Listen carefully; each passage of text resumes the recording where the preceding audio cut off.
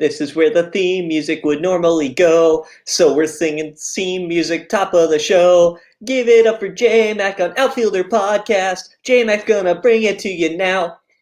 What's up, everybody, and welcome back to the Outfielder Podcast, episode 131, presented by Sensibly Loud Media. I am your host, J-Mac, a.k.a. Founder Numero Uno. Without an intro song, I have Founder Numero Dos in the studio with me, Ben Baseball. What is going on, my man? Hello, hello. I feel like I was just trying to channel my, Always Sunny, how they have random stupid-ass jingles all the time. That's what I was going for. You did pretty good. You invented the actual theme song itself, so you get so much credit there that even whenever you have to make up for it, it's fine. It's no big deal. Thank you. I appreciate that. By the way, we are joined by none other than no one else, because Sam has the week off. Good for him and his family. Definitely wishing him all the best luck in the world. Has anyone looked into how he's getting all the...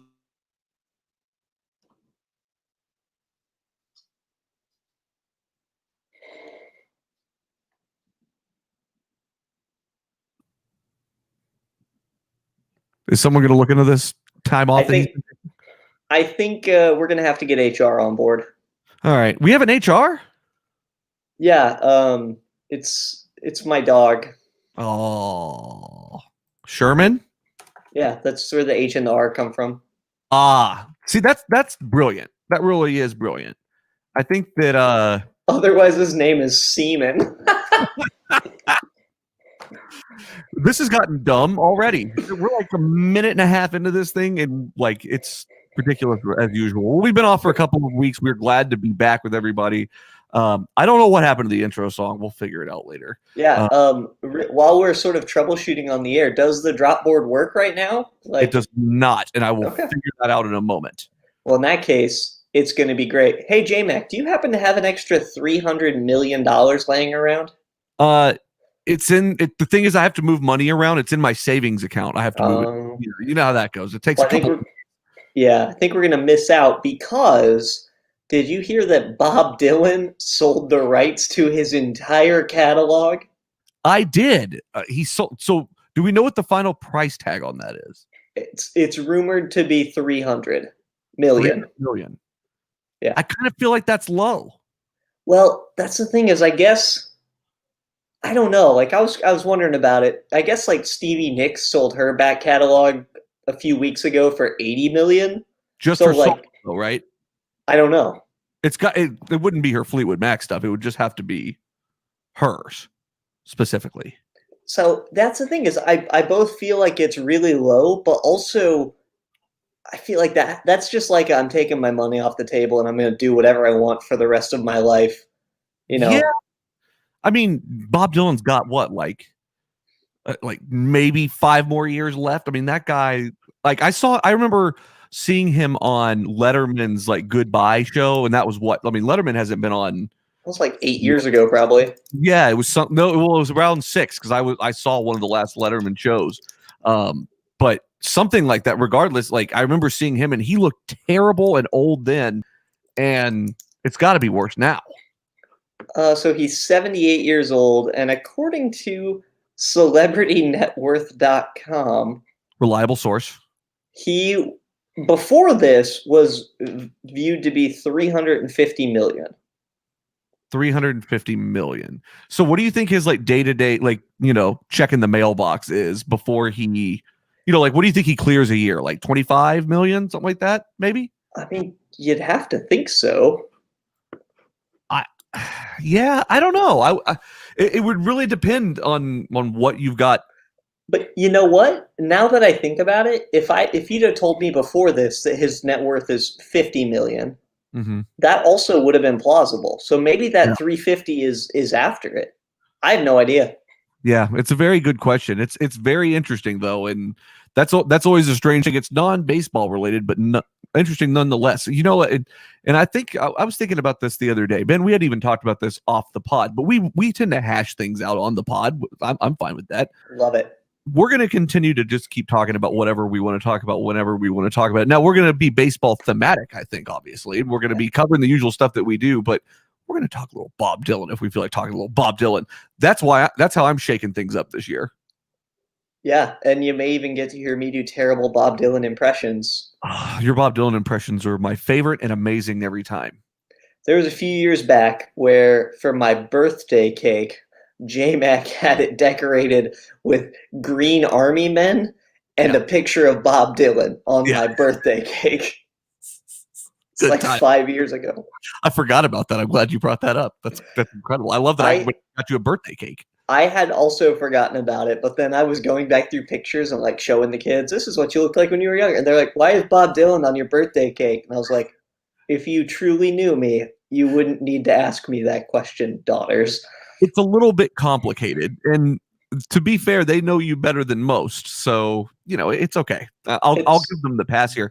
The thing about Dylan for me, and we're not going down a huge music rabbit hole here, but for whatever reason, I just sort of missed him. We've talked about this before. I just sort of, I love a lot of old music. Bruce Springsteen's my favorite artist of all time. And I just don't, I never fell into the Dylan thing for whatever reason. It's so sad. I know that I'm missing something good, but I don't, it is what it is. Yeah, I've heard. I mean, what can you do? I'm a massive Dylan fan. I also like Springsteen, so it's not like a this or that type of conversation. But I was thinking, do you think any major league team has a payroll less than $300 million? Well, I know it's not the Phillies, but we'll get into that here in a little bit. And that's my point is, hey!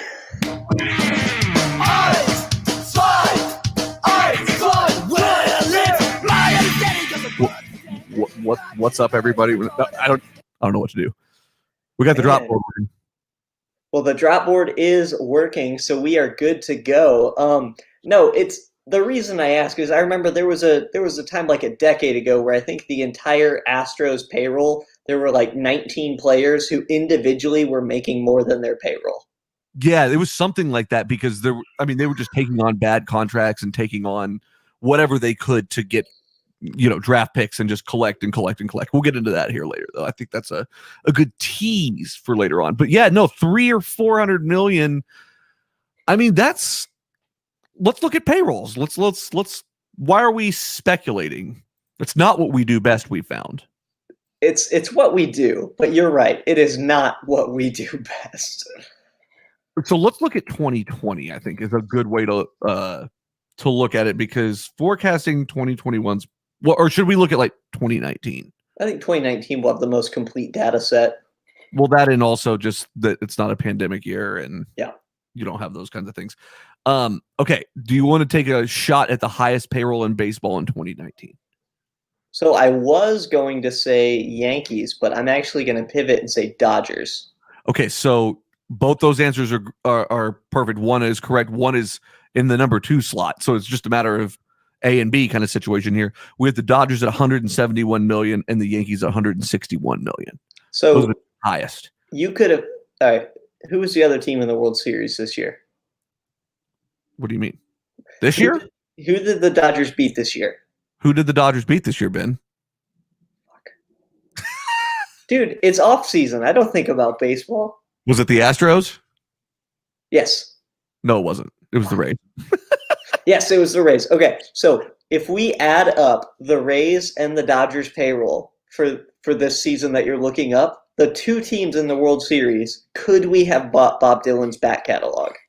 Ooh, let's see. So, I think the Rays were like 28th or 29th in payroll this year. Yeah, but exactly. Like the Rays fall like a weird spot in payroll just because because of the way that they construct their team. So they were like, even in 2019, they were number 27 at 48 million.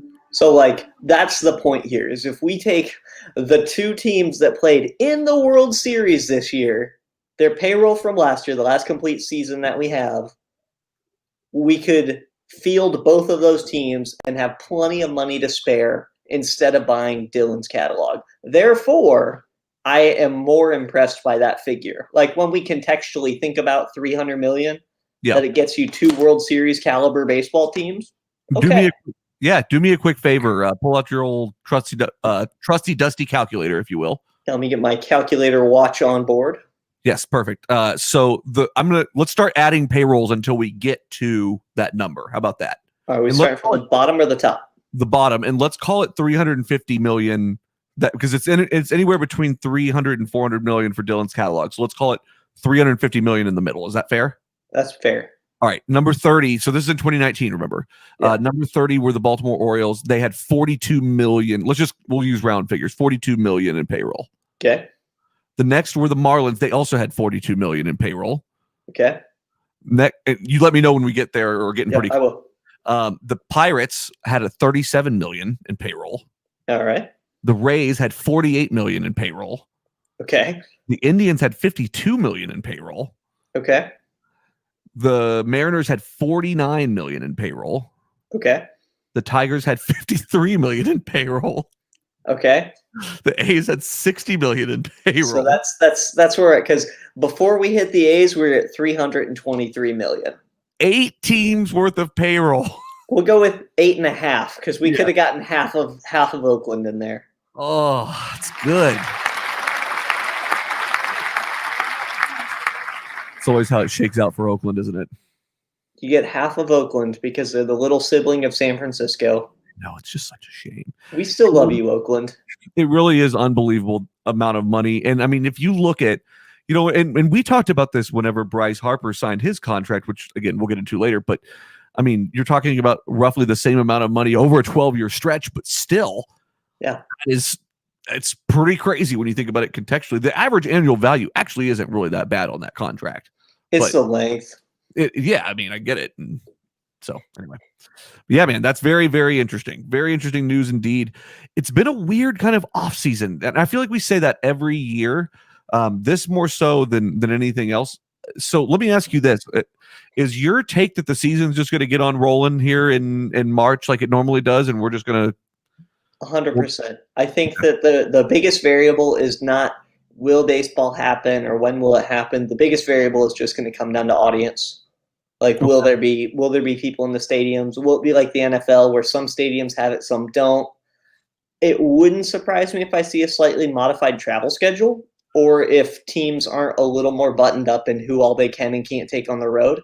Mm-hmm. But I do think that baseball is coming back in its normal time frame.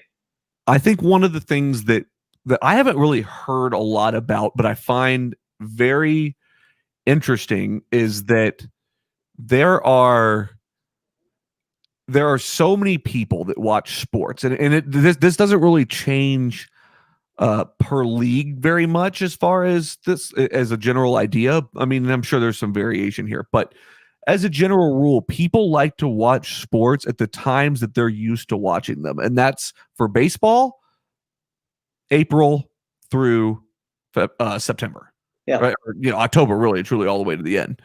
But people are used to watching baseball, and I think that was tough for baseball this year. Now, granted, there was very, very specific circumstances around getting a season started this year, but I think that viewership was down across the board, which is weirdly surprising because of the fact that a lot of people didn't have a whole lot else to do. But all that stuff seems to really matter, and people like to watch the things that they like to watch whenever they want to watch it. Well, and we beat this horse to death when it comes to how baseball could have been the first sport back and how they completely botched it. And, the line forms to the left of our complaints with Manfred.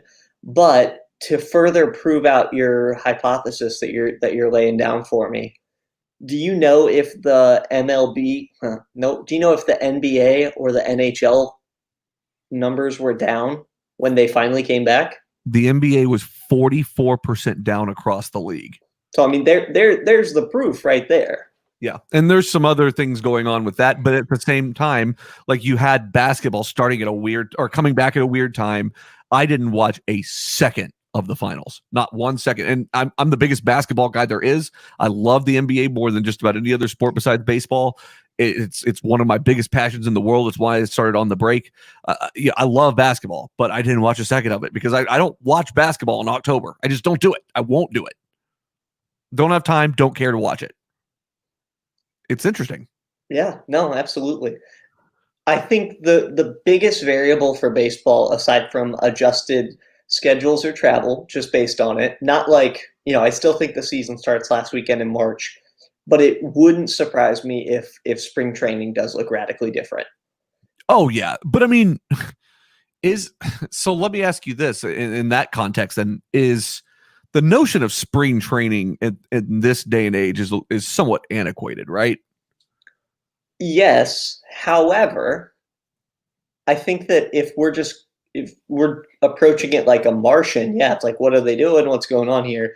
But for the sake of how it's been going, I think the bigger question should be asking not what about spring training, but more what about the fact that the entire minor league system basically no longer exists.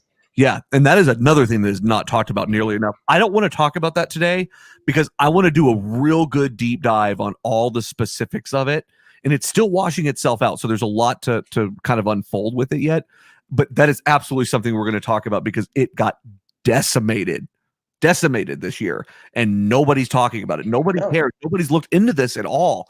I haven't looked into it like I normally would, but I will because Yeah. I mean, I almost bought a Frisco Rough Riders hat this week, and then I tapped the brakes. Not because I didn't want a Frisco Rough Riders hat, but just overall, I was like, what's even going on with the minor league baseball? Who knows? Definitely. And another question that that our buddy Ivan, who is eventually going to join us on the show here pretty soon, I think, he brings up this question, which is very valid, and we've talked about this a ton on this show, is about whether a new CBA is coming up this year and what that's going to look like, trying to negotiate through that. And that I haven't heard a thing about either. Well, and that's what's really interesting is that this time last year, that was all people were talking about with the hot stove. And by the way, CBA, that's a collective bargaining agreement. It's not the California Baseball Association. But with the collective bargaining agreement, that's set to happen at the end of next season, with the current CBA expiring, I believe, in December, either November or December. So it'll be after this upcoming season.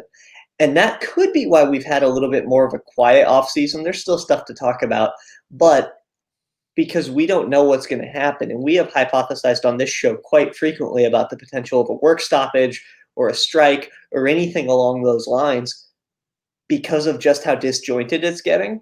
And we don't necessarily want to just start picking scabs on this show, but there's a ton that's at stake coming up. Yeah. Well, we want to pick at some scabs anyway. Yeah, that's fair. Yeah, that's fair. No, I think that's true. I think that is something that is not going to look the way we thought it was going to look. I think that I think that they're going to figure out how to get something done in the light of just the current situation, and that helps. That changes things significantly at the bargaining tables. Kinda. I wouldn't say significantly, but a decent amount. I think it definitely changes the approach of both sides in that argument, because if the nature of everyone else's jobs have been able to change and pivot, to a large extent, what does that mean for baseball? And I think that baseball understands, well, maybe not, but I would like to think that baseball understands just what a terribly awful look it will be if they don't think about the workers and the health people and the stadium people and all the different ripple effects that the CBA is going to have, not just on players in the union and the ownership, but like the downstream impact of all that, given just what a dumpster fire they've had to put up with this year. It's a very valid point. It's incredibly valid, and I think that is something that they will have to wrestle with. I am far less hopeful, I would say, than I don't know how hopeful would you say on a scale of 1 to 10 that this will change a whole lot? Because while it should, I don't necessarily know that it will. Well, that's the thing. The more I'm thinking about it, so doing a baseball podcast is not unlike exercising. And if you listen back to the first 7.5 minutes of the show, we were definitely getting some kinks out. But the more that my baseball brain has awoken over the last 19 minutes, the more that I am less optimistic about anything positive that the league would possibly do.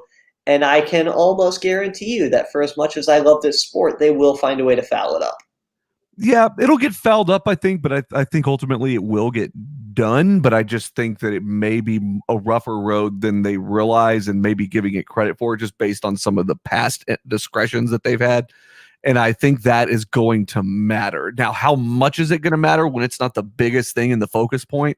I don't know that. And that is that part is the biggest unknown wild card factor here.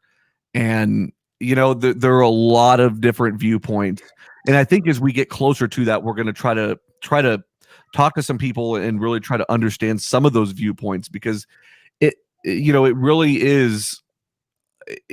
It's funny, like whenever we just look at what just happened with you and I, where we were just having this conversation about it, right? We're sitting here talking about how we're hopeful that these things could happen, that they're going to be thinking of these, the workers and all the other, the clubhouse attendants and everything down to the ticket takers and back and all that stuff. It is really interesting that in a realistic world or in a real world scenario, you and I think about this similarly, that those things will be taken into consideration and addressed. But when we stopped and took a step back for a second and really thought about what we've seen and apply that to what we can project, not good. Good. I keep landing on the 3-word expression of "oh hell no." Like, that's where I think, hey, will they take this into account? If we're imparting the better angels of our society, then absolutely. But I think, it's like, yeah, I can't even say that. So never mind. The other side of that argument for ownership and whatnot is they're going to have taken massive, massive losses on a lot of stuff. And it may bring them a little closer to being understanding at the table. That's the other side of that. Even in that case, though, like, a lot of money. Well, that's what I'm saying is, just because I had a bad year 2 years ago in their case, if I'm investment minded and I'm thinking about the long-term value of my ball club, why would I shortchange myself or take a bad deal when theoretically, even if I own the Orioles, I still own a major league club? There's still an underlying amount of sliminess to it that doesn't go away in any way, shape, or form. And any level. And what we're really kind of kicking around here is just the sheer amount of slime that we're going to see out of this, because it's going to be some, but it could be oozing. It could be pretty, pretty tame. I don't know. No, mad props to Ivan for bringing that up. Thank you so much and of course, if y'all want to get involved, make sure to comment on any of the social media platforms while we're going, and we'll definitely try to bring your comment out because we love interacting with y'all. So great point, Ivan. Absolutely. So that's something to think about. That's something I haven't really put a ton of thought into, just because I don't even really know what next year is going to look like yet, and neither does baseball. And so there's going to be a lot of moving parts on the fly. They're more than likely going to take a lot of what they learned this last year and apply it, which as a general rule, I think probably worked okay. Now, are we not absolutely being lied to in some way, shape, or form? That is a different question, and that is something that we don't really know about. By the way, Ben Baseball just stepped out, so I've just been talking to myself, but we keep it going here. That's pretty good. I was trying to press a refresh button on my sports page, and I inadvertently refreshed the podcast page, and it kicked me out. So I apologize on that. We are definitely a pillar of professionalism today, so thank y'all for tuning in there with that. Things are going well. The only thing that could probably top this off better is like the intro song at the outro or something like that. But we'll see how it goes. We aim to please. What's next on our dance card? The biggest thing that is so this is one of the biggest surprises. Let me phrase it this way. This is one of the biggest non-surprise surprises I've seen in quite some time. And that is the seemingly non-talked about shit canning of John Daniels. Yes. For the Rangers. Dude, it came out of the blue. So there was a Friday night news dump this past Friday that the Rangers had hired new GM name, Ben, please. Jefferson. I'm getting it. Chris. This is embarrassing. Chris Young. Is it Chris Young? Yeah, Chris Young.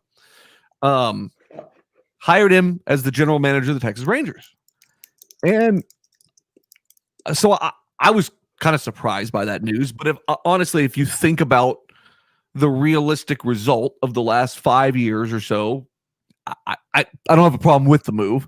I'm surprised that the move didn't come a little sooner. Yeah.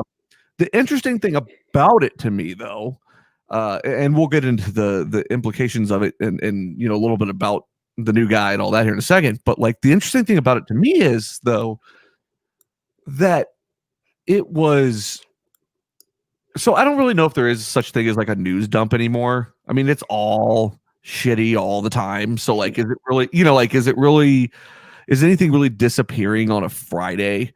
So I don't, that part of it isn't as weird, but the part that's interesting to me and that nobody seems to acknowledge or wants to talk about is the fact that, like, so they didn't technically fire John Daniels, they promoted him. Yeah. Guess what they did to Nolan Ryan last time that they wanted to squeeze somebody out of a general manager position? They promoted him and they squeezed his ass out.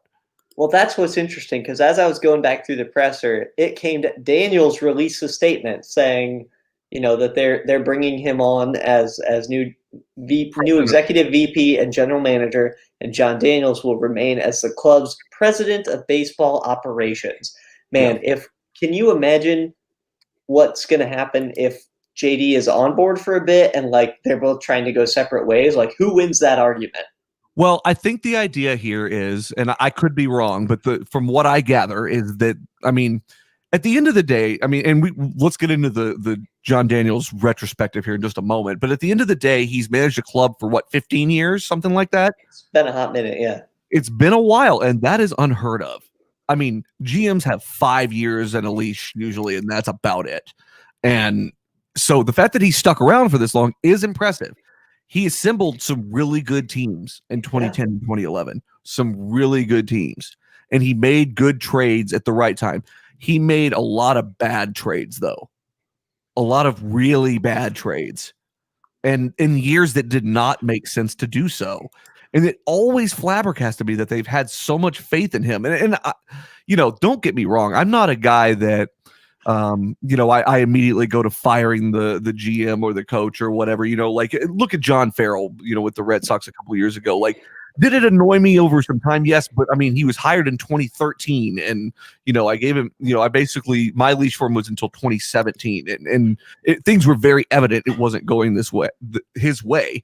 So I don't ever advocate for that necessarily. Well, go ahead. I think it's kind of about trajectory because so it looks like they brought him on board October of 2005. So that means his first season was 2006. Okay. If you remember, the 2009 season, they outperformed. Yep. The 2010 season, they made it to the World Series and they lost. In 2011, they should have won, but they lost, as everyone knows, and my cholesterol still indicates. So sure. Basically, to me, if like that shows trajectory, and then if you do make it to back-to-back World Series, how much more did you buy yourself? And I don't know that 9 years is enough, but I definitely think that gives you a few years. It's a leash. It's a leash, that's for sure. There's no doubt about that. I think that's a good point, though. I mean, you do assemble 2 World Series team, and that's where the argument comes down with him, is because everybody seems to believe that Nolan Ryan was the only one that had anything to do with those teams, which I disagree with. I don't think that that's true, but I do think that he had a lot to do with it. And I think that, when it came to pitching and things like that, I think Nolan Ryan had a much better eye as, aside from being a pitcher himself, but just as a front office executive, I think he had a much better eye for young talent. And I think that, it's not like pitching has ever been their strong point, right? Ever. Not once, ever. And it's one of those things where they had a guy that kind of knew how to look at it right, and also teach John Daniels a lot. But some of the bad trades were real bad. Look at the if you have a way to check real quick, check out the Matt Garza trade. Okay.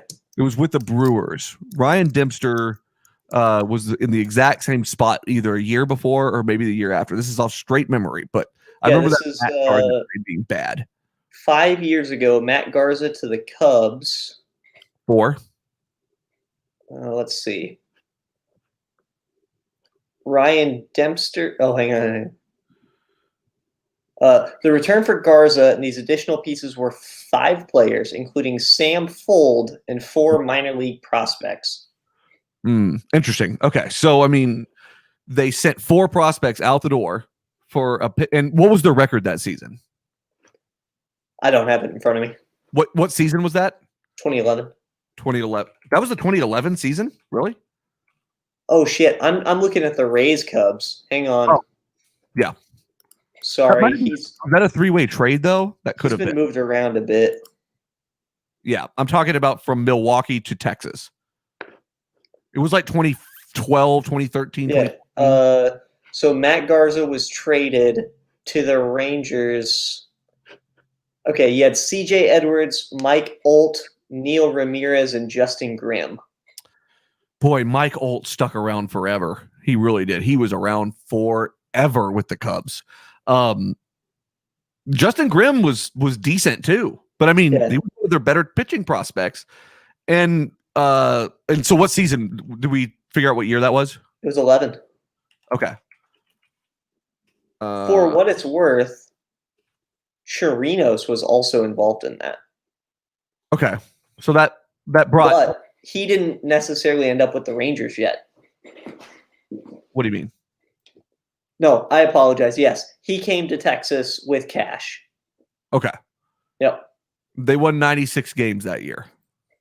So while that's a good trade on paper, I think they flamed out in like the second round. Yeah.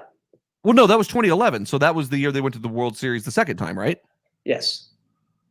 Matt Garza had to have been after that. It couldn't have been in 2011. It must have been the 2012 season. It wasn't when they went to the World Series because that's when they traded for like Cliff Lee and all that stuff. Oh, it's the 2011 offseason. So it was before 12. Ivan helped us out here. That was 2012. That's what I thought. I knew it wasn't that championship year. Okay. All right. So that makes more sense. Look at Ivan helping us out even when he's not here with us. What a pro. I know. The people that listen to the podcast must be so confused whenever we make statements like that. Have you ever thought about that? Yes. Do you have time for another pivot? Always. So there was someone who in a local North Texas sports market, one of the radio hosts had an ongoing blog based on the first botched John Daniels trade. And it was who would do better, John Daniels, or if you did nothing and left an office fern in charge of the team. Okay. And so they play on this show. Yeah, so they took the Texas Rangers and they combined their WAR for the year post trades, and it was 62.1. And if John Daniels wouldn't have been there, and it was just an office plant running the team, their WAR would have been 92. Oh boy, that's tough to live down. This is October of 2008. So like anytime that I think of John Daniels stuff, I think of this local thing. They did it year after year of saying, who would have done better, John Daniels or the firm? He always seems to get himself mixed up in some really crazy shit. Yep, I would agree with that. I would definitely agree with that. That is unbelievable, man. So where do you fall on John Daniels? Do you think he was a good GM? He got us to the World Series twice, man. Yeah. So two appearances in 15 years. The thing that grinds my gears, and I'm not like thinking that Nolan Ryan is the second coming of Christ or anything. Sure. Like I'm not that guy. You don't have to be one or the other. People don't realize that. But what I do think is that one thing that Nolan was doing for Texas that was really good was getting longevity play out of the pitchers. Because for so long, especially in the early teens, there was you got to protect your pitchers, and we can't let Strasburg go more than 3 innings or whatever, and I'm hyperbolizing to prove a point. Whereas Ryan was saying, no, if you start the game, I want you to make it 7.5, 8 innings. I don't want any of this 5-inning stuff. And while I'm not saying that that's the best for your pitchers long term, I think that is very good for your team. And so I'm wondering how much of the Rangers' success, specifically in those peak years, 9, 10, 11, I think 13, they had a decent playoff run. I'm wondering how much of that could have been due to, the pitchers outperforming, their own boundaries as opposed to piece moving and things like that.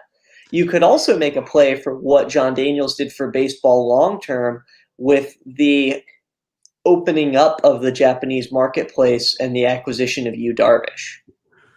So that's an interesting one, and that's always one you have to bring up when you talk to him because he was aggressive enough to do it, and I think he had the backing of the right people. It was someone that they scouted and really felt strongly about for a long time, and they did their homework with you, Darvish. And it was never really even close.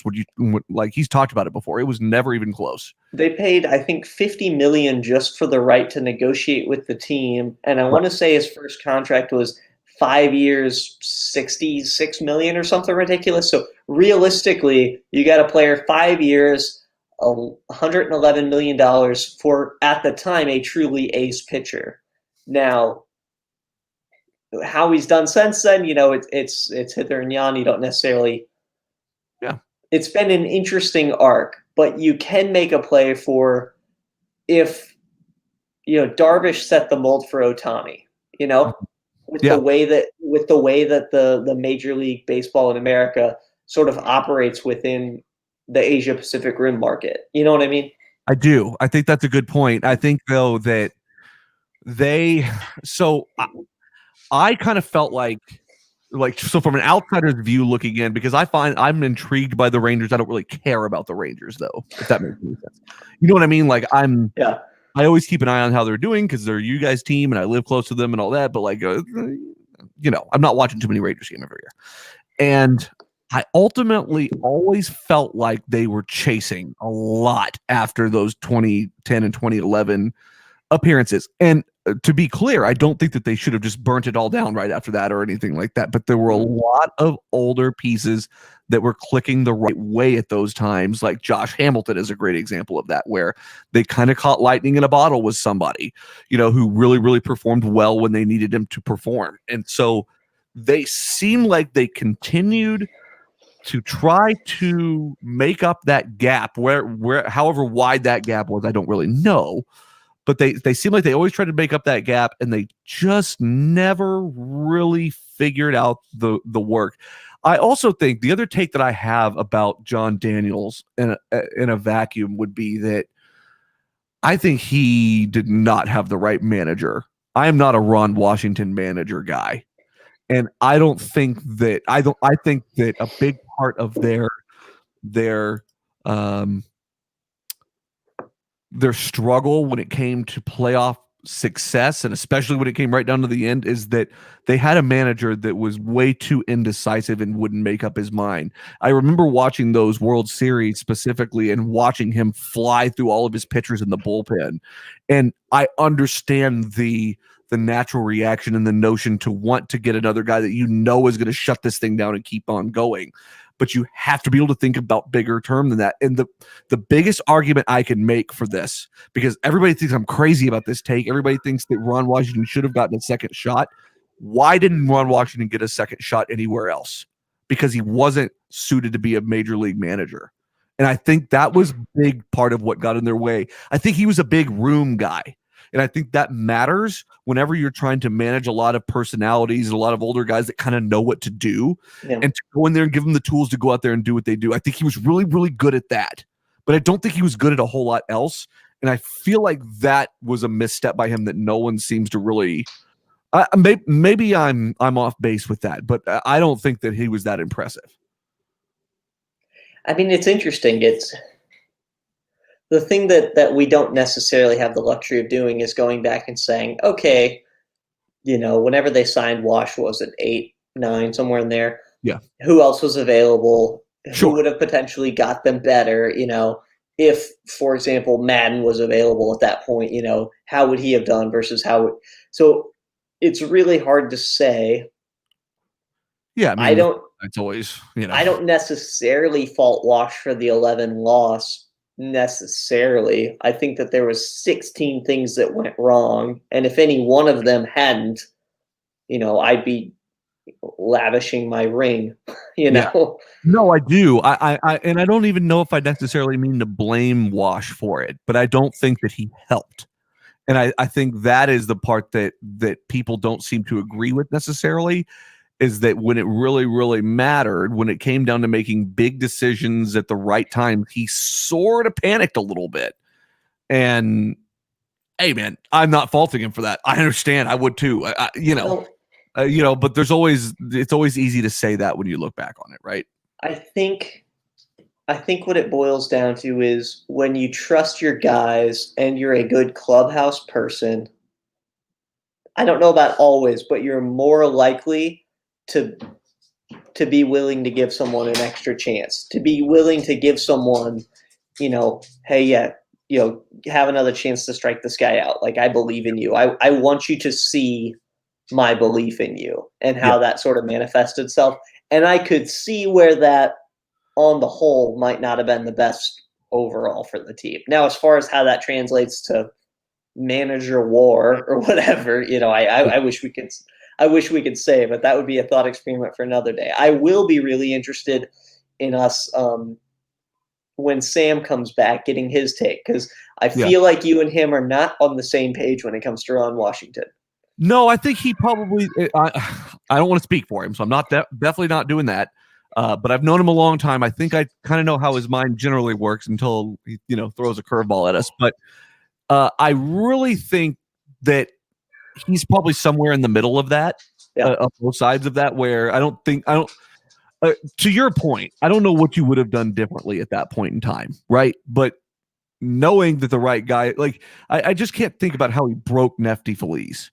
He ruined that guy. Unfortunately, it's so sad. But here's the thing. I went to that guy's first career start as a pitcher. Like, I was in the audience that day. I don't know how much of that was Wash breaking Phillies versus the yips post the 2011 Game 6. Yeah, but a good manager knows what to say in those situations. And that's the part that I don't think you can replicate. How many managers in the history of baseball have had the opportunity to talk to the guy who, as a pitcher, potentially lost your World Series in a relief position and then try to set them up to transition to starter? Like, that's a short list. It's not long. And that's the other thing that they seem to want to do a lot, was make guys starters that were very, very clearly not starters. Well, but maybe that was a Nolan thing. Maybe I'm way off. Maybe that was a Nolan thing. I don't know. Yeah. That got more pronounced, though. That I think that idea was there, kind of what you were saying before, but I think that got pronounced more and more as Nolan had moved on. What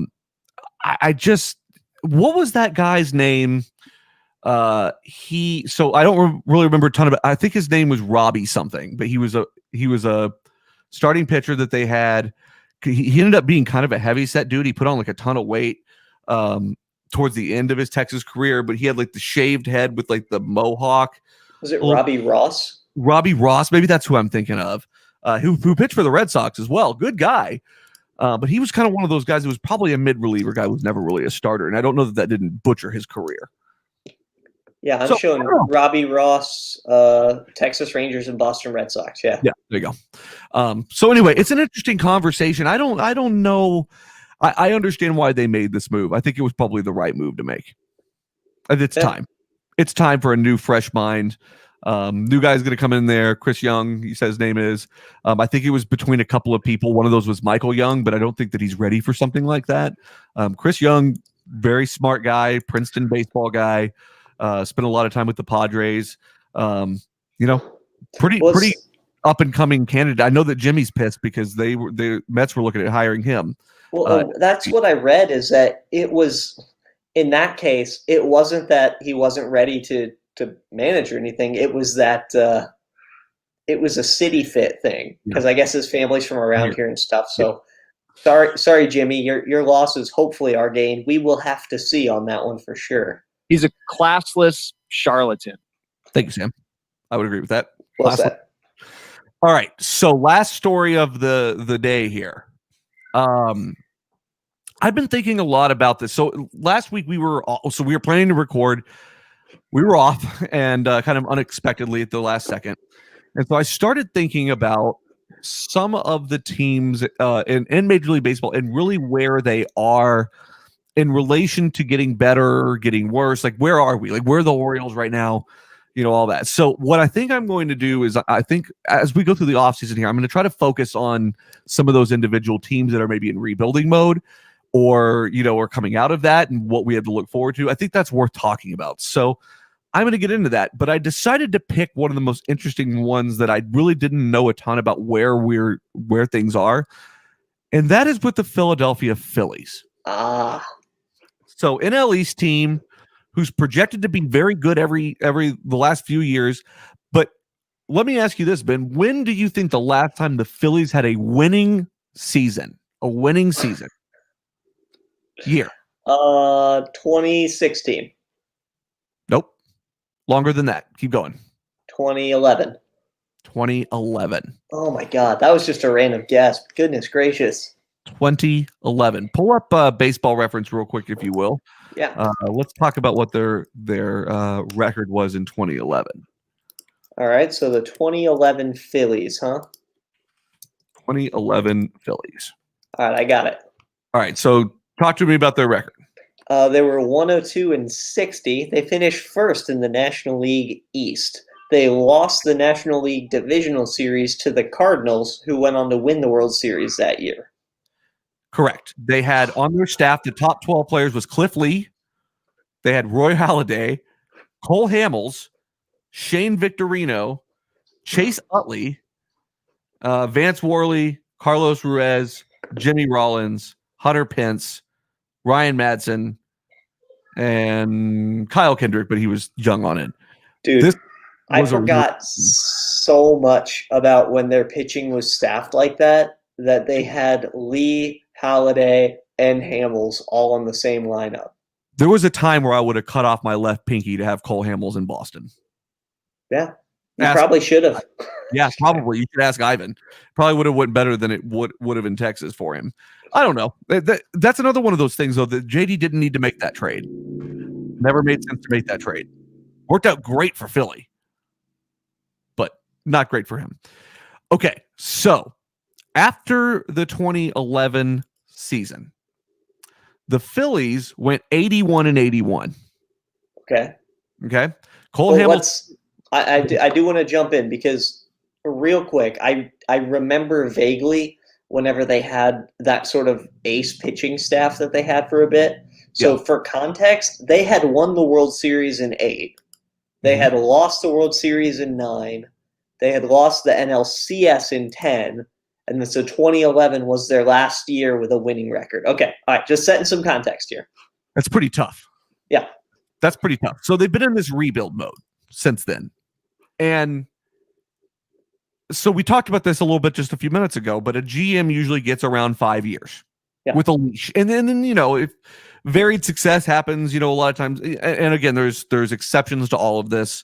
There are GMs that have been fired in a week into the season. It's all out there. But as a general rule, you got to give these guys some time to build something. Like that's what you're trying to do. And typically you're in either one camp or the other. You're in this camp of we've got to just burn it all down and rebuild for the future and start collecting prospects, collect picks, get guys out of here that we need to get out of here. And just collect as much as we can. And, while I'm not the biggest proponent of trading known talent for prospective talent, when it comes to a collective, you got to just burn it down. Like there's no real way to get around that. Otherwise you're going to spend forever trying to piece it all together and you're never going to get there. Yeah. You're just never going to get there. And so the interesting thing about that rebuild time though, is that if you jump between general managers, so in 2012, 2013, the Phillies hired Ruben Amaro Jr. to be their GM. Ruben Amaro Jr. was the first base coach for the Red Sox. Okay. At that time. It's a bit of a leap.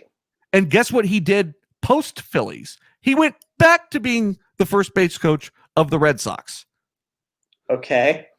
First of all, love the idea of just pulling baseball base coaches to run baseball clubs. Yeah. Love that win.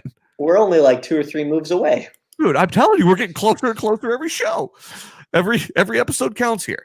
Okay, and so that was an unmitigated disaster, and he was someone that didn't really understand that it was time to burn it down. And that's the hardest part about it. And I will give John Daniels a little bit of credit in that he never truly believed that they were only not a few moves away because he had seen that magic work before. Again, this isn't really about John Daniels, but it's kind of in reference to what we were talking about. It's It's recognizing when it's time, right? The thing is, over that time frame, you're collecting these things about what you're doing in the background. You're trying to get rid of all, your Cole Hamels is a great example of someone that had a lot of value that could return them picks and some players. And so they did it, pulled the trigger whenever it was most advantageous for them. And, you continue to rebuild that way. You trade out all these old guys, you give it some time, you suck, kind of reserved to the fact that you're going to have a couple of years of bad baseball, but the theory is that over that time you'll have collected enough bad picks, your team will be bad enough that you will eventually start replenishing the system and continue to rebuild. And the good teams in baseball aren't even really that great at this because it's a balancing act, right? Mm-hmm. And what you end up having a lot of times is you have GMs that are in two camps. You have a GM that is 100% wanting to build the farm system and wanting to build everything and wanting to, be the architect that put all these things together. And then you have the guys like Dave Dombrowski who come in there and sell all those parts off to get the players they need to put veterans on a team to make it, put it over the hump. Look at the 2018 Red Sox. Great example of that. Yeah. The problem with that is, though, that if you start off with a general manager who doesn't really know what they're doing, and then on top of that, you hire someone else who also doesn't really know what they're doing, you start to really limit that window because what ends up happening is you have all these, you're kind of at this point where you're trying to add stars to the team, right? And you have all these expensive veteran stars that have been added and are now leaving because you haven't really gotten the pieces to back them up either. So in this situation, JT Realmuto, Jake Arrieta, Dave Robertson, Jan Segura, all of these contracts have been an absolute waste of money for the Phillies. Yeah. And they're chasing their tail over and over again. And what the interesting thing is, there's not exactly one thing that can doom a rebuild, but it's this weird concoction of all these things that can go wrong. And it's kind of what we were talking about where all the right things kind of happened, where those things kind of fell into place the right way and success was granted that way. Well, it's kind of the same way when you're going down too. And it's the same concept of wanting to that struggle between wanting to build and wanting to save, or wanting to build and wanting to be competitive now. Right. So okay, go ahead. Let me ask this. Because for those that have listened to this pod or pay attention to baseball in general, the name Bryce Harper is bound to be tied to this conversation. We'll get into that in a second. Okay. So the Phillies still have the opportunity to be good this year. Yes. I'll tell you this. Vegas has them at 76 wins. Oh, okay. So I'm not saying that's always accurate because it's definitely not, but that's kind of what bettors think of that. And I always think where people are willing to put their money is a kind of a good indicator of what people really think.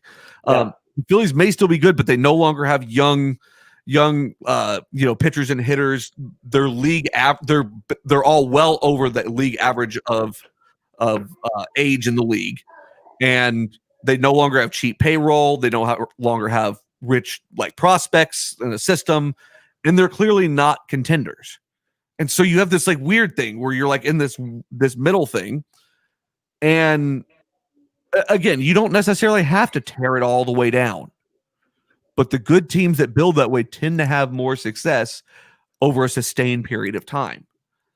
And so the Phillies are in this weird thing where their division is competitive. Yep. They've got one of the highest paid players on their roster in Bryce Harper. And they're kind of cooked, man. They don't have any prospects. They don't have any, they don't really have anything to look forward to in the future. And it's this weird combination of you went out and signed these bad contracts, which happens. They definitely happen. But you go out and sign all these bad contracts, and then everyone's leaving as well. And so it's well, we just did all this for naught. And we just spent $450 million on a player over the next 12 years where, I mean, it's going to take them at least a couple more years, 3-4 more years to build this thing back up. And Bryce Harper's just going to sit there in that meantime. This is Mike Trout all over again. Right. And which is another example of Major League not handling their players overall correctly and letting them market themselves and truly be superstars. Because I'm sure if I asked my mom who's Bryce Harper, she'd have no idea. She's like, "Is that someone you went to high school with?" Exactly. And that's kind of the point. Like, you have Bryce Harper, who's one of the 25 best hitters in baseball. You have Zach Wheeler, who just got down ballot Cy Young votes in the first year there. JT Realmuto, who's one of the best catchers in baseball for the past 2 seasons. Didi Gregorius, who had the bounce back season that the Phillies were looking for when they traded for him from the Yankees. Great pieces that are going nowhere because they have no pitching and they have no prospects in order to get that pitching that they need. It's unbelievable. That's what I wanted to ask about, because at the helm, Joe Girardi, notable Yankees manager who led them to a World Series in 2009. Do you think that there's anyone who could run it any better? Or do you think that ownership looks like GM is VP and GM is Matt Klentak? I mean, Yes. Do you think that Matt has Joe's hands tied? Yes, I do. Because in that, so I would venture to say, and I don't know this to be true because I've never, managed a Major League Baseball club in any capacity, but true. My fantasy baseball team, but I don't think that counts.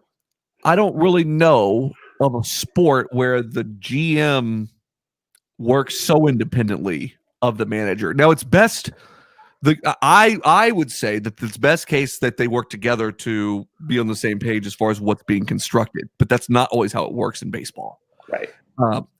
And rightfully so, because and there are interesting guardrails there too. But there's also the part that we haven't really talked about. Whenever you talk about who's to blame in a rebuild that's failed, is prospects not developing all the way. Yeah, so and we could dive more in this when we talk about the minors here in the next couple weeks, but I mean, whose fault is that? So, to me, that's Gabe Kapler's fault.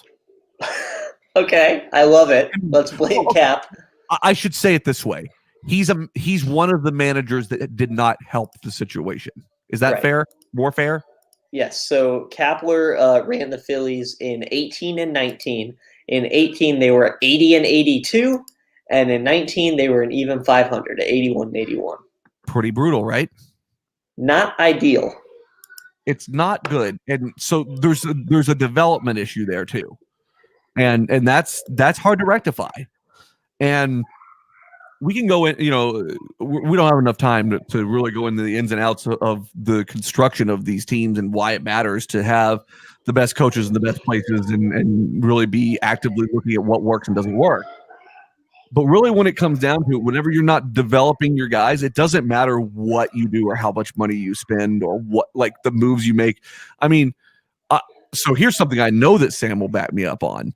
That Jake Arrieta contract was the worst contract they could have signed at that point in time for a pitcher. Yeah.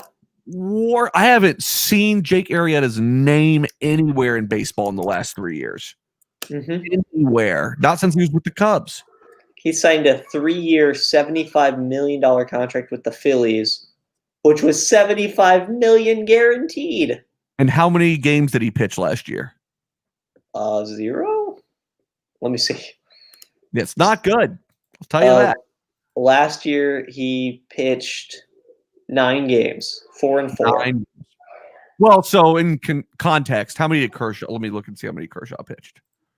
I think Kershaw did like 12 or 15. Yeah, and I mean, those were also run all the way to the World Series. So, that's about right. But still, his ERA was 5.08. His WAR last season was 0.8. That's your guy. That's supposed to be your Chris Sale. That's supposed to be your ace of the staff. Not good with a 5 ERA. No. I look at there's a really interesting stat when you look at their the farm systems in general. And if you look at the farm systems as far as homegrown talent specifically, only homegrown talent, and you look at their WAR, just the aggregate of the homegrown talent WAR. Yeah. I want to read you how they finished each year. Okay, over the next couple. Over from 2012 to 2017. Let's do that. Ranked 29th at the time, 28th in WAR since in 2012. Okay, 29th at the time in baseball, 28th since then. In 2013, ranked 24th, 23rd since then, ranked 25th, 25th since then, ranked 20th, 11th since then, ranked 4th, 24th since then, and ranked 5th, 19 since then. It's less than ideal. Vastly underperformed. Yeah. So not only did you draft the wrong guys, but you didn't develop those guys into the talent that they could be. It's arguable if you look at their 10 best prospects of all time, you won't recognize a single name on that list. It's very possible. It's That's brutal, rough. man. It's absolutely brutal for Philly fans. I feel bad because it's one of the. Well, I don't feel that bad. Yeah, I was gonna say, do you know? Like, don't say you feel bad. No, because I mean, there is also the nature of the fluctuation of the game. I mean, that's not to be discounted. That's not to say that every wrong move definitely accentuated each of the previous wrong moves, but that doesn't necessarily mean that was always the wrong move because you only have the data that you have at the time in front of you. Yeah. So to be fair, but it is astounding how bad they've been and how little prospect they have going forward. And I feel I don't really feel for Bryce Harper because that's a question you should have asked. Yeah. I think they made good steps by hiring Joe Girardi. I don't know how much hand he's going to have there. Well, and the more I was looking at Girardi's record, and I'll leave you at this. He won the World Series in 2009 with the Yankees, but that's the same Yankees team that Joe Torre got to win 6 World Series. So Correct. It almost feels like nothing against Barry Switzer, but all he did was take Jimmy Johnson's Cowboy teams back to the Super Bowl. Correct. And Joe Girardi, I'm sure, is a great guy, but maybe that's what he did too. Well, we'll never know, will we? You know what we will know? If you like what you're hearing, make sure to check us out at sensiblyloud.com. That's right. That's your home, your one-stop shop for all things Sensibly Loud related. Plus, we are all over your social media pages. We are on Facebook. We are on Instagram. We're even on the good old Twitter. You can watch these shows live on Facebook or on YouTube, and we are happy to interact with you. Big props to J-Mac for producing this and every other episodes. We miss you, Sam. Come back to us soon. We're waiting here with open arms. J-Mac? We would like to thank everyone for tuning in for episode 131 of the Outfielder podcast. We'd like to thank all of our fans, Sensibly Loud Media, our sponsors, and those with a sharp eye to keep the runners close. Grounds crew, please keep patrolling that outfield. Big ups to Kevin Towers. Don't text and drive. And we'll see you right back here next time on the Outfielder podcast.